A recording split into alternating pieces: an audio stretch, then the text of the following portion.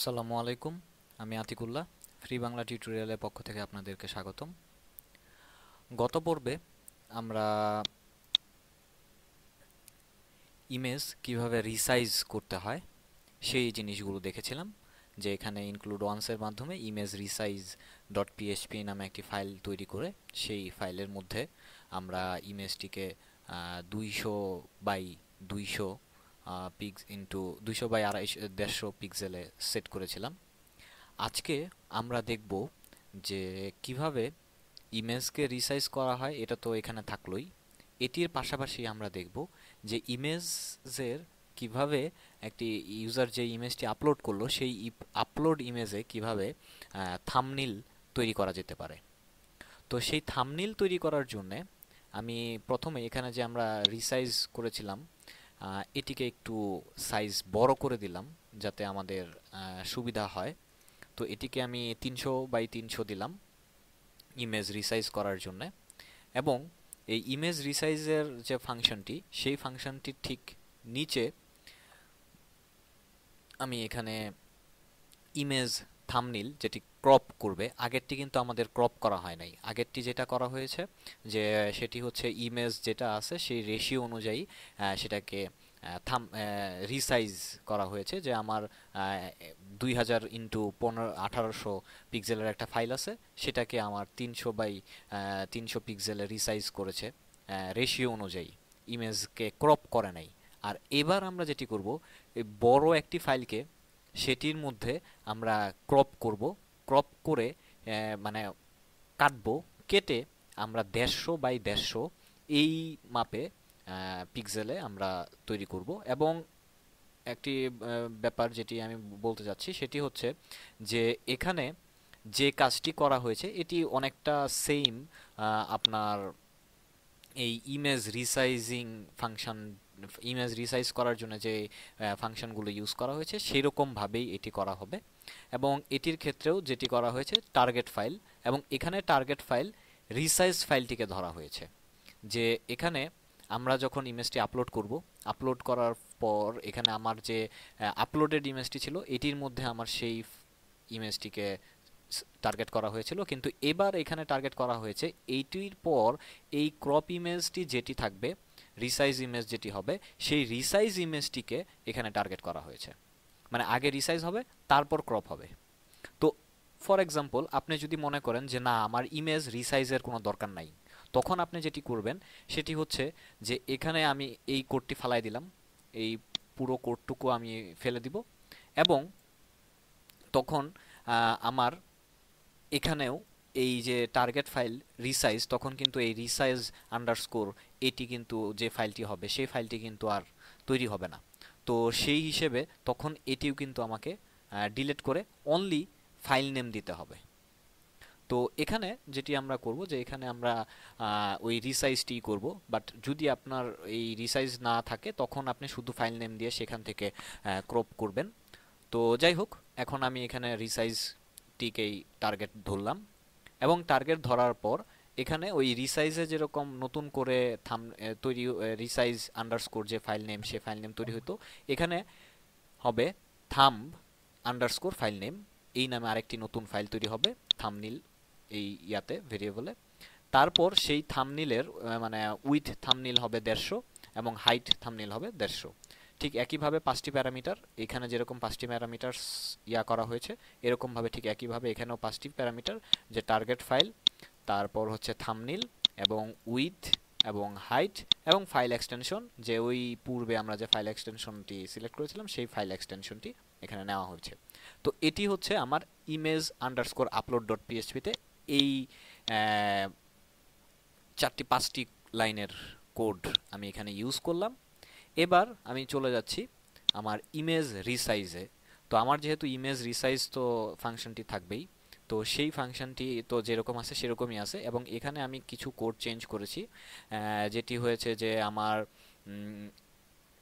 এখানে image extension যদি GIF ফরম্যাটে থাকে তাহলে আমার ওই ইমেজটিও ইমেজ জিআইএফ ফরম্যাটে নতুন কপি তৈরি হবে, পিএনজি ফরম্যাটে থাকলে পিএনজি ফরম্যাটে তৈরি হবে, এবং যদি জেপিজি থাকে তাহলে জেপিজি ফরম্যাটে ফাইলটি তৈরি হবে।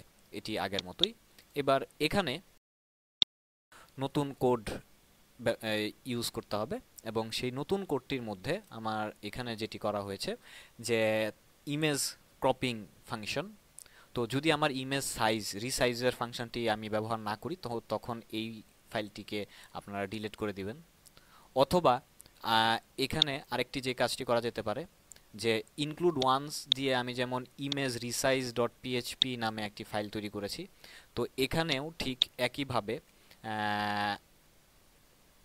ইনক্লুড ওয়ান্স ব্যবহার করে আপনি ইমেজ থামনিল ডট পিএইচপি নামে একটি ফাইল তৈরি করলেন, বা যে কোনো নামে একটি ফাইল তৈরি করে সেটা অ্যাড করে দিলেন।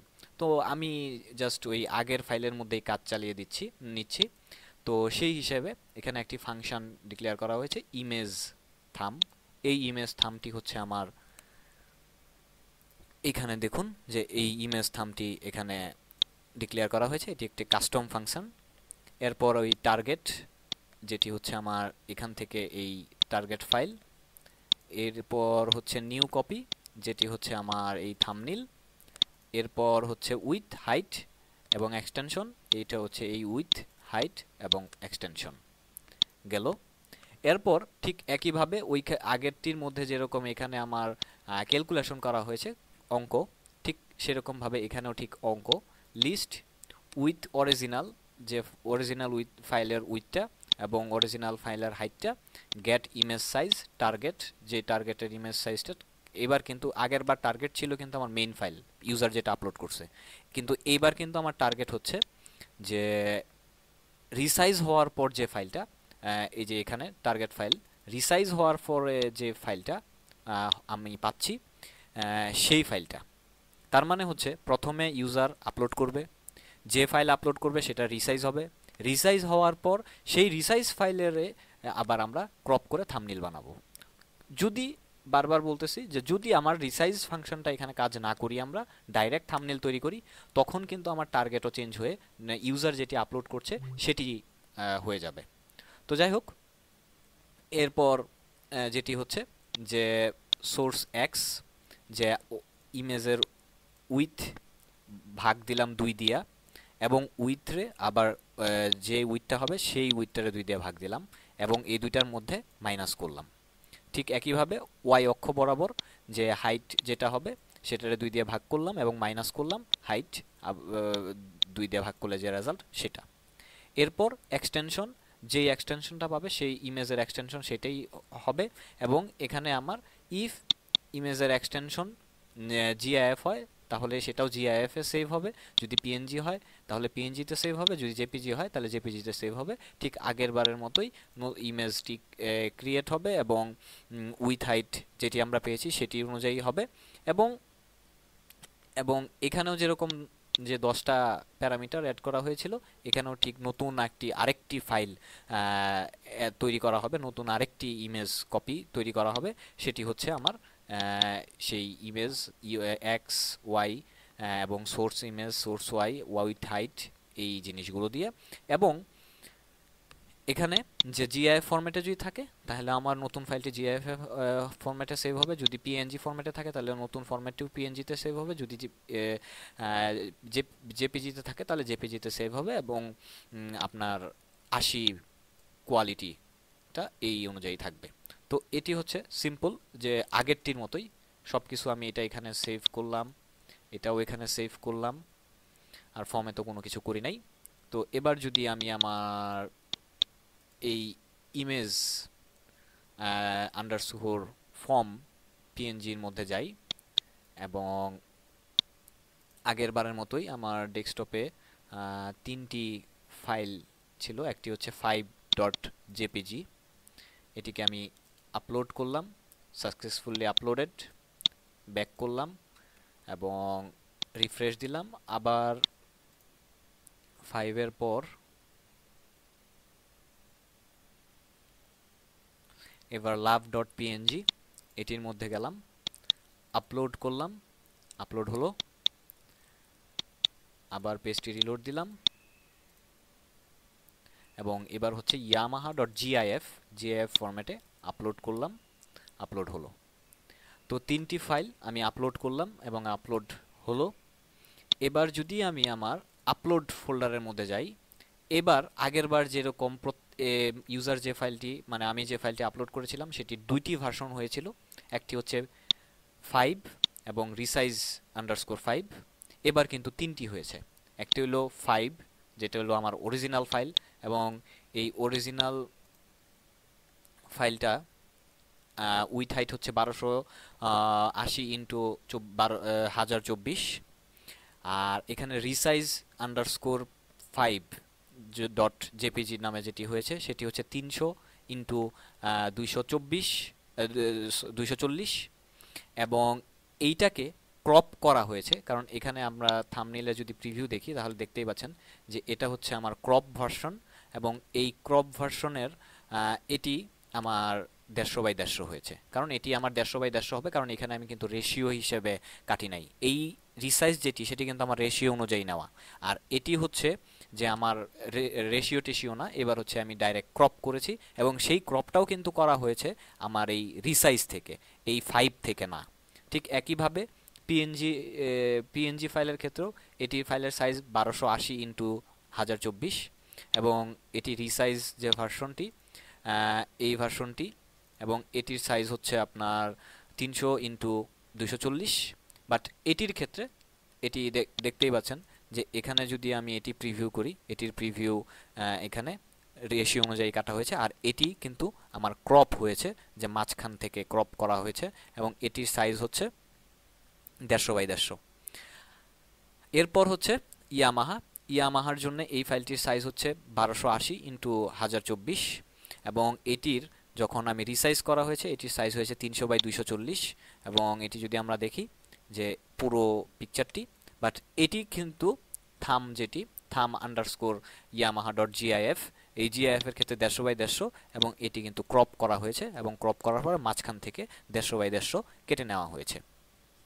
তো এইভাবে আমরা একটি ইমেজের মধ্যে কিভাবে তিনটি ভার্সন তৈরি করেছি, মানে তিনটি না অ্যাকচুয়ালি দুইটি ভার্সন তৈরি করেছি। একটি হলো ইউজার যেটি আপলোড করেছে মেইন ফাইলটা, দ্বিতীয়টা হচ্ছে আমার রিসাইজ করেছি রেশিও অনুযায়ী, তৃতীয়টি হয়েছে আমি থাম্বনেল তৈরি করেছি মানে ক্রপ করে, এবং এখানে আমরা তিনটা ভার্সনে ইউজ করেছি, জেপিজি, পিএনজি এবং জিআইএফ।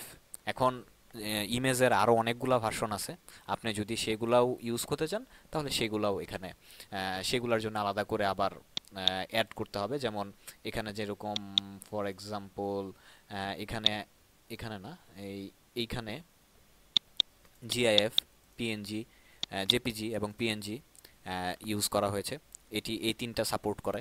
আমি যদি বিট ম্যাপ, বিট কি আরও যে ইমেজের ভার্সন ফরম্যাটগুলো রয়েছে সেই ফরম্যাটগুলো অ্যাড করে আবার এখানেও ওই ইমেজ জিআইএফ কোন নামে কোন ফরম্যাটে সেভ হবে সেই ফরম্যাটগুলো ডিক্লেয়ার করে দিতে হবে। তো এভাবে আমরা একটি ইমেজকে রিসাইজ এবং থাম্বনেইল করে ক্রপ করে ফাইল তৈরি করতে পারি, যেটি আমাদের বিভিন্ন সময় ইমেজ গ্যালারি তৈরি করার ক্ষেত্রে কাজে লাগে। পরবর্তী টিউটোরিয়ালে আমরা দেখব যে কিভাবে একটি ফাইলের নাম চেঞ্জ করা যেতে পারে, এবং এখানে যা কিছু হচ্ছে সব কিছু ডাইনামিক্যালি হচ্ছে, কারণ আমি এখানে কিন্তু জানি না ইউজার কি সাইজের ফাইল আপলোড করবে। তো যা কিছু হচ্ছে সব ডাইনামিক্যালি হচ্ছে, ইউজার যে কোনো ফাইল আপলোড করুক না কেন সেটি সেই ফাইলের সাইজ অনুযায়ী এখানে ক্রপ বা রিসাইজ যা হওয়ার সেটি হবে। তো বন্ধুরা, আজকে এ পর্যন্তই। পরবর্তী টিউটোরিয়ালে আপনাদেরকে আমন্ত্রণ জানিয়ে শেষ করছি। ভালো থাকবেন সবাই।